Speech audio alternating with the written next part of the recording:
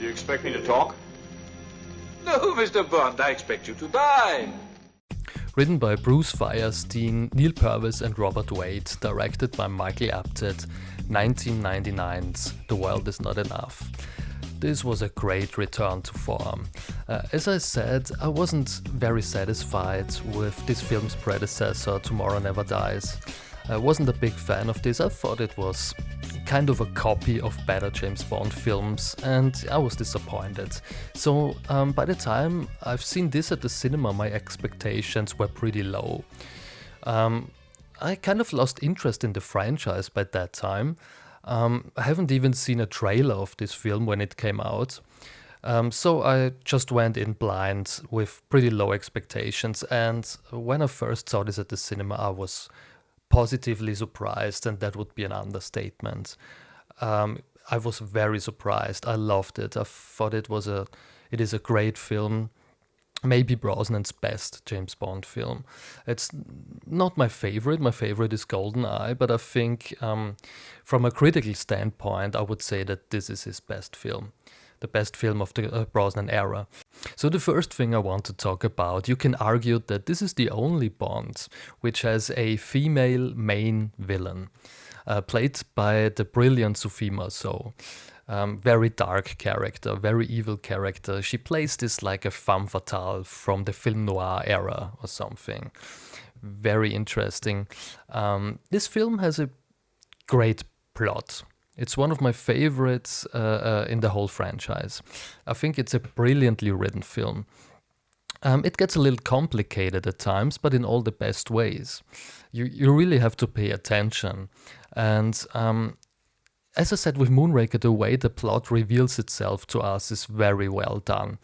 How it reveals itself to us and also to Bond. Very slowly we get to know what this is all about. And let me try to summarize it a little.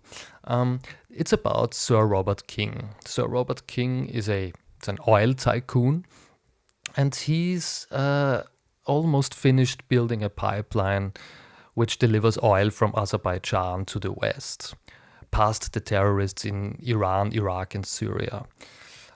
Sir Robert King is an old friend of M. So M gets involved in this story more than she usually does, and because they studied together at Oxford. Robert's daughter, named Electra King, played by Sophie Marceau, gets kidnapped by a terrorist named Renard. Renard is played pretty sinister by Robert Carlyle. He was pretty famous at the time in England. But she Electra manages to somehow seduce Renard and turn him around, so the terrorist Renard now falls in love with Electra. They both kill her father, Sir Robert.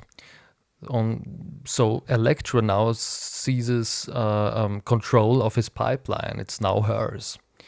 And together with Renard, she gets her hands on an nuclear bomb, and they plan a nuclear attack on her competition.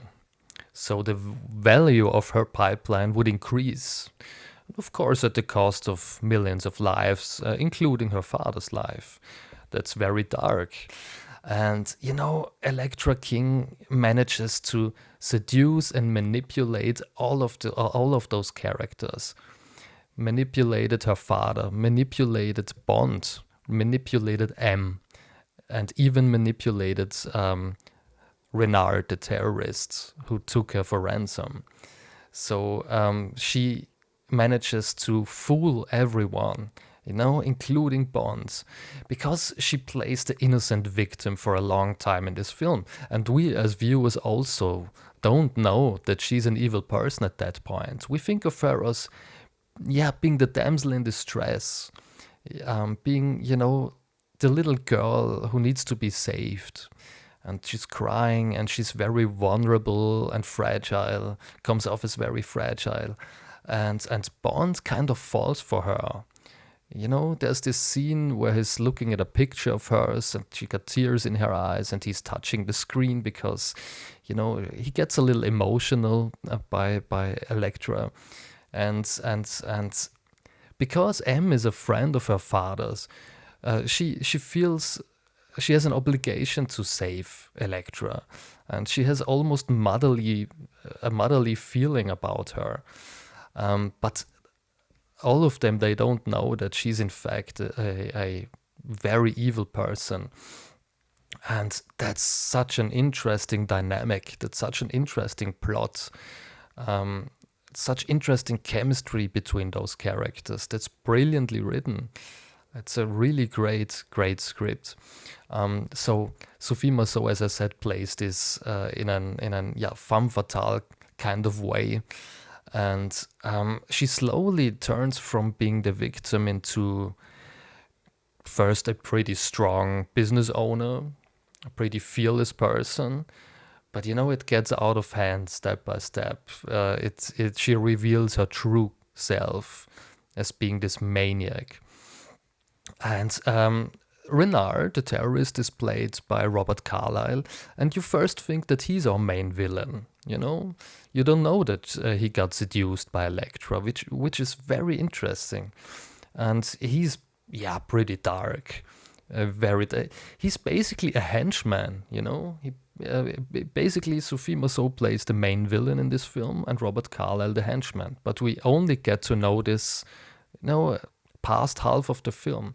So very well done. He is very dark, and they got this gag, that he can't feel anything because I think he worked for the Soviets at one point, and they shot him in the head, but he survived it, and now he can't feel any pain because of some nerve damage. Yeah, that's a little ridiculous. That's the only thing about the film that I didn't like. No, not the only thing, but the main thing I didn't like. I thought it was a little silly, and it doesn't fit the rest of the seriousness of the plot, because it's such a serious plot. I think this, I don't know, I didn't like it, but I can see past it. I'm able to live with it. So we got great villains. Robert Carlyle is pretty dark, and Sophie Marceau is brilliant. She's one of my favorite villains. This film wasn't afraid to take some risks. It took some risks. It tried some new things with Sophie Marceau, for example, and with going to some dark places. I think Tomorrow Never Dies played it very safe. It was a kind of a by the numbers Bond film, and no surprises here. This film managed to surprise me, this film managed to go to some dark places, but without being too dark. It's a very well balanced film. There are it tries something new and something dark, but at the same time, it incorporates a lot of humor and a lot of lightheartedness and classic Bond tropes. It's all in there, but it's refreshing. It's not by the numbers. It does not play it safe. And I love this about this film. It's such an interesting, well-balanced movie. Brosnan is charming and great as always, but even he's playing playing Bond a little more emotional. And I remember him saying that it was his idea, or somehow he contributed to these ideas. He wanted to give him a little more depth, and he wanted to play a little more emotional Bond and more ruthless Bond. He's a little more ruthless in this film, a little more violent, a little more emotional, but not too much. It's never going too far. And that's another thing I love about this film, is Brosnan's portrayal of Bond. Another thing I love about this film is that M gets a little more involved in the story. Judi Dench got her first chance to really shine in this film. And this film made her my favorite M of them all. Because she, as I said, she really shines. She has great chemistry with Brosnan and also amazing chemistry with Sophia Marceau. There's this scene where M finally realizes what's going on here, and that she was manipulated by Electra and how evil Electra is, and she loses it a little bit and slaps her in the face, like a disappointed parent or something. That was an amazing scene. So yeah, Judi Dench is great in this film. I love her. We got a little weak Bond girl in this film. She was kind of controversial among fans. Denise Richards played Dr. Christmas Jones, and yeah, she wasn't very believable as being a nuclear scientist, let's be honest. No one really believed this. And what's interesting about this, it doesn't fit the tone of the film. Her character doesn't fit the tone of the film. Some argue she only got hired because of her looks, which is an argument because she got the looks. But at the other hand, there's not a lot of depth to her character. Yeah, I can't say much about her. I don't hate her or something, but I think she doesn't fit the tone of the film, and that's a little strange. We got great action in this film. We got an amazing pre-title sequence where there's a boat chase in London, and that's feels like from the Roger Moore era a little bit. It's little bit more lighthearted, and but it's an amazing scene, and it goes on for a pretty long time. Maybe one of the longest pre-title sequences in this series, but every minute is amazing, every second is amazing. I love this from the get-go, and I still love it. I think it's one of the best pre-title sequences in the franchise. It's amazing. There's a ski chase, and every now and then we got to have a ski chase. I love them, of course, because I'm such a big fan of On Her Majesty's Secret Service. So I love when they are going back to, to some ski chase. It's not the most exciting one in the series, but it's okay. There's the music, yeah, it's okay. I don't like the title track a lot. I liked Garbage back in the day. In the 90s, I listened a lot to to their first two records, especially the second record. I think it's really good, but I didn't like this song. I think it's a by the numbers Bond song, not very exciting. Not my favorite. Don't like it at all. I like the visuals in the title sequence with the oil and the colors, and that looks beautiful. We got John Cleese playing Q, because this was Desmond Llewellyn's last performance as Q, sadly. He died after this film, and there's John Cleese, almost about to replace him. I think John Cleese was a great choice for Q at the time. Casting a Monty Python as Q was a really great idea for the time. And as we all know, the 90s were a little more lighthearted. It was long before Christopher Nolan and before, blockbuster cinema got darker and characters got a little more complex. So I think he perfectly fits the time. I think he's a great Q. He's a little too silly at times, but I enjoy his performance. Good choice.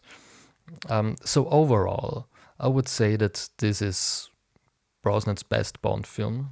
It has one of the strongest villains in the whole franchise, with Sophie Marceau playing Electra King. For her, she carries this film. She has amazing chemistry with Pierce Brosnan. And one thing I forgot to talk about, there's this amazing torture scene. It's maybe my favorite scene in the movie. It is my favorite scene in the movie. So Electra got this torture chair, and she ties Bond to it. And the thing is, around his neck, slowly crashing his neck. And she's sitting on his lap and playing around with him, a little sexual, and playing around with him like this while slowly crushing his neck. And you can feel it, my neck hurts while watching this scene.